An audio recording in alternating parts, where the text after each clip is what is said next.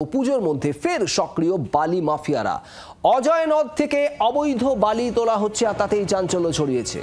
বালি তুলে ওভারলোড গাড়ি পাচারের অভিযোগ। বালি পাচারের আগে ট্রাকগুলিকে আটক করে বাসিন্দারা। প্রশাসন কোনো ব্যবস্থা নিচ্ছে না, অভিযোগ স্থানীয় বাসিন্দাদের। সেই ছবি আপনারা দেখছেন।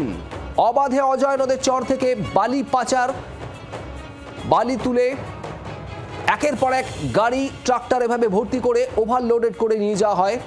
আর সেরকমই গাড়ি পাচারের আগে ট্রাকগুলিকে স্থানীয় বাসিন্দারা আটক করে। এক্সক্লুসিভ ছবি আপনাদের দেখাচ্ছি।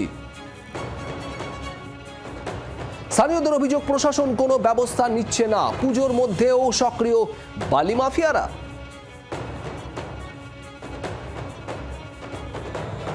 প্রসেনজিৎ মালাকার বোলপুর থেকে আমাদের প্রতিনিধি রয়েছেন সরাসরি। প্রসেনজিৎ, বালি পাচারের অভিযোগ এর আগে একাধিকবার উঠেছে বীরভূমে, আর এবার পুজোর মধ্যেও এই বালি পাচার। স্থানীয়রা ট্রাক আটকে দিলেন, কি বক্তব্য তাদের?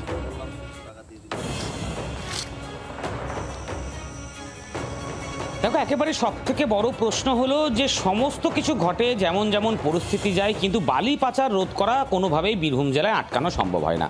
একের পর এক ঘটনা বারবার সামনে এসছে। আর এবার বোলপুরের একবারে দেখা যাচ্ছে অজয় নদী ঠিক পার করেই সেখানেই বালির গাড়িগুলিকে আটকে দিয়েছে গ্রামবাসীরা। কেন আটকেছে? প্রথম বিষয় হলো গাড়িগুলিতে ছিল ওভারলোডেড বালি, অর্থাৎ তাদের বক্তব্য ওভারলোড চলাবার পারমিশন কে কারা কেন দিয়েছে, সেই কারণে তারা রীতিমতো গাড়ি আটকে দেয়। পরে সে ওভারলোডের বালি কেটে রীতিমতো আবারও সে মাটিতে ফেলা হয়, তারপরে সেই গাড়িগুলিকে তারা ছাড়ে। এবং তার পরবর্তী বিষয় হলো এই যে ব্রিজের পাশে একেবারে অজয় নদী, অর্থাৎ বোলপুর অন্যদিকে বর্ধমান, আর এই যে মাঝখানের যে অজয় নদী, সেই নদীতে কার্যত বলা যেতে পারে বালির লুটের মতন ছবি চলছে। তার কারণ এই মুহূর্তে দাঁড়িয়ে বালিঘাটগুলি বন্ধ। একমাত্র অপশন হলো যদি সেক্ষেত্রে দাঁড়িয়ে সরকার কোনো রকমভাবে স্টক পারমিশন দিয়ে থাকে, অর্থাৎ তুমি বালি আগে থেকে স্টক করেছো, সেই স্টক পরবর্তীতে একবারে চালান দিয়ে তুমি বিক্রি করতে পারো, তাহলে সেক্ষেত্রে স্টক পারমিশন প্রয়োজন। কিন্তু ওই এলাকায় যখন কোনো স্টকই নেই, তখন স্টক না থাকলে সেই বালিগুলি আসছে কোথা থেকে? প্রথম। দ্বিতীয়ত বিষয়, বিপুল সংখ্যক স্টকের কিন্তু কোনো রকম অনুমতি দেওয়া হয় না, তারও একটা সীমিত পরিমাণ রয়েছে। তাহলে সেক্ষেত্রে দাঁড়িয়ে দীর্ঘদিন ধরে, দীর্ঘ সময় ধরে এই যে 3টি মাস কার্যত বলা যায় যে বন্ধ থাকে এই নদীর ঘাটগুলি, তাতে এত পরিমাণ স্টক থাকলো কি করে? সেই স্টকগুলিকে কি করে বার করা হচ্ছে? এই প্রশ্নগুলোই তার মানে একাধিক রয়েছে প্রসেনজিৎ। কিন্তু এই স্থানীয়রা এই ট্রাক আটকে দেওয়ার পর পুলিশ কি ব্যবস্থা নেয়? আদৌ পুলিশ কোনো পদক্ষেপ নেয় কিনা? নজর থাকবে, নজর রাখো তুমিও। ধন্যবাদ। সাবু 3 ব্যক্তি থেকে ওরা এত বড় বড় ডাম্পারকে ওভারলোড করে সব পার করছে।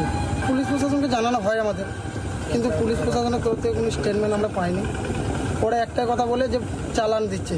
চালানে স্যার ওভারলোড বালি কীভাবে বেড়ে? ওভারলোড ফুটেজ আমরা টাইম টেবিল যেভাবে যা চেয়েছে সাইজ দিয়েছি। চালানে তো স্যার আমরা ওভারলোড পাই না, বা কোনো ঘাটে বা কোনো জেলাতে আমরা দেখি নাই যে ওভারলোড আমরা চালান যায়, চালানের সঙ্গে ওভারলোড মাল যায়।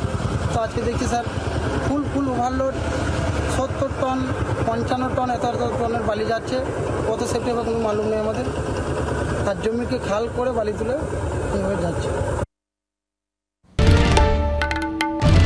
বাংলার আওয়াজ, বাঙালির আবেগ, জি 24 ঘন্টা।